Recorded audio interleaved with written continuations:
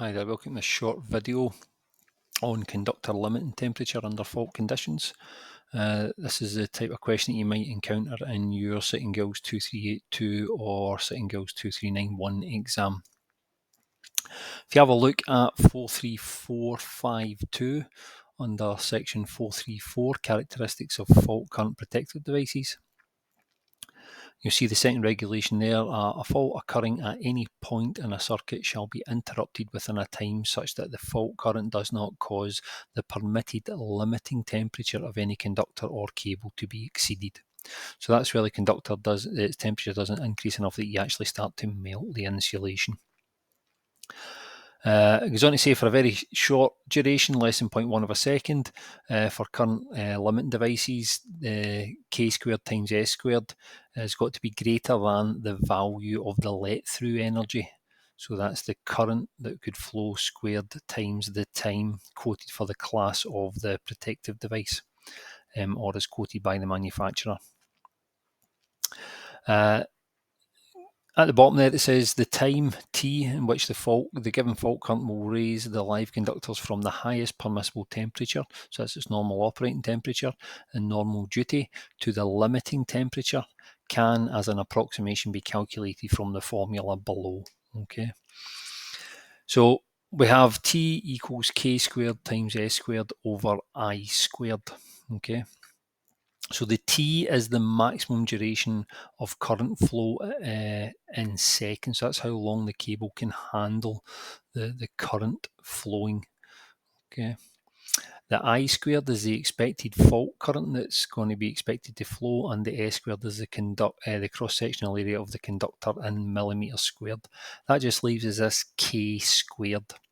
That's a factor taken into account, taken from table 43.1, takes into account the resistivity of the conductor, the temperature coefficient, and the heat capacity of the conductor under the fault conditions. So if you have a wee look at table 43.1, you'll see that at the top there, first thing we're looking at is the conductor insulation. Is it a thermoplastic insulated material? Is it a thermosetting or a mineral insulated conductor? When we look at the thermoplastic and thermosetting, you'll see there are two columns for the thermoplastic and thermosetting for the two different normal operating temperatures. So 90 degrees C or 70 degrees C for thermoplastic and 90 and 60 for thermosetting. Whereas when we look at mineral insulated conductors, you'll see there we're looking at either a thermoplastic sheath or a bare unsheathed cable. Okay. Under thermoplastic cables, that 90 and 70 degrees C, you'll see there if it's either less than or equal to 300 millimeters or greater than 300 millimeters squared for the thermoplastic insulated conductors, this affects that K value. Okay. So underneath that, you've got your initial temp and your final temp. If you notice, the initial temperature is that max rating under normal operating conditions for your insulated or insulation material. And then we've got the final temp, which is the temperature that it will go up to in that short duration. And if you look at the heading there, you'll see that it's for durations less than 5 seconds. So underneath that, bottom 3 rows, we've got copper conductors, aluminium conductors, and tin soldered joints in copper, depending upon the cross-sectional area and the insulating material. That K value can change. Okay. At the far right-hand side, we have our MI, mineral insulated cables.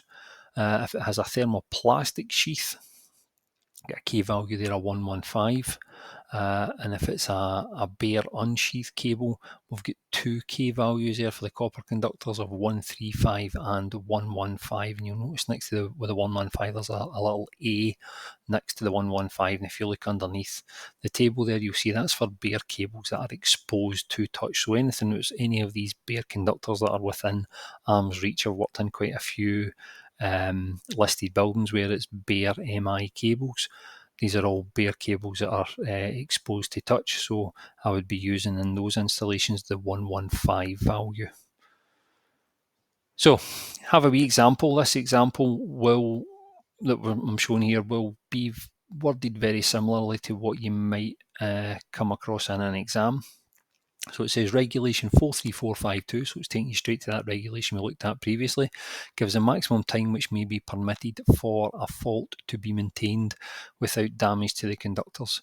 If you assume a prospective fault current of 960 amperes with a copper 16mm squared cable with a 70 degree C thermoplastic insulation, that clearance time, that maximum time that we're allowed, is one of these, either 6.22 seconds, 4.24 seconds, 3.67 seconds, or 1.4 seconds. So the first thing we have to look at is we need to find the K value for this 16mm squared cable, copper cable with 70 degrees C thermoplastic insulation. So if we look in that table 43.1, going to the thermoplastic insulation, down the 70 degrees C, but less than 300 millimeters, copper conductor there, you'll see there we get a K value of 115. Okay, and it's just a simple case of then taking all that information down, writing your information down the left hand side of your page, and then popping the equation in. Once you pop the equation in, take the values and pop them into the calculation. So we have 115 squared times 16 squared divided by that 960 amperes squared.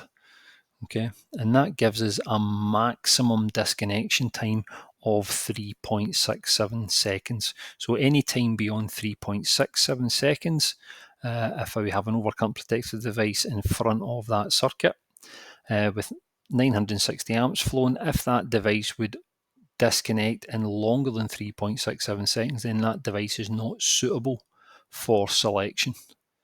Okay, so how does this impact as well? If you look down the time current characteristics tables that are on the figures in Appendix 3, if you look down that 1 second column there, so we've got 3.67 seconds, so we're landing in between 1 second and 5 seconds. If we look down this 1 second column for those devices, because the disconnection time is less than 5 seconds, we're going to have a quick inspect here. This is a quick look, and you'll see that every current value here and the 1 second disconnection is less than 960 amps, which means every single one of these fuse ratings for this BS88-3 fuse would be suitable for protecting that cable under those fault conditions, although it would be unlikely you'd be using a 100 ampere device for a 16mm squared cable. If we look at the BS88-2 fuses, now bear in mind these are spread over 3 pages, so I've just collated them together. If I run down the 1 second column, again, the time that we're looking at is 3.67 seconds, less than in between these two times here. If I run down this 1 second column, you'll see there 125 amperes. That's the first time we go beyond that 960 amps. Again, we're not likely to fit a 100 amp fuse in front of a 16mm squared cable. And then BS3036, again, I've pulled all these together. Looking down that 1 second column, there are no current values which are greater than our 960 amperes, so we don't require any further investigation here. Every single one of these devices, again, would be suitable. However, again, as I said, it's unlikely we would use that 100 ampere device for that 16mm squared cable. Then we have our circuit breakers. So if we look at our circuit breakers, Type B circuit breaker, 0.1 and 5 second disconnection time. Looking down that current column, every single current value there is less than the 960 amperes, therefore every single one of these devices would operate before our cable insulation would degrade, okay, due to the thermal damage. All right, again, unlikely to use 100 amp or 125 ampere device. Type C, looking down these columns, if you look there at the Type C device, the 80 ampere device, 800 amps or more will operate in 0.1 of a second, whereas the 100 ampere device, 125 ampere device, we've got current values that are greater than the 960, so that would require us to do a bit more investigation. However, 5-second disconnection. We're going to be more than 5 seconds here, okay? If we look at the type D device,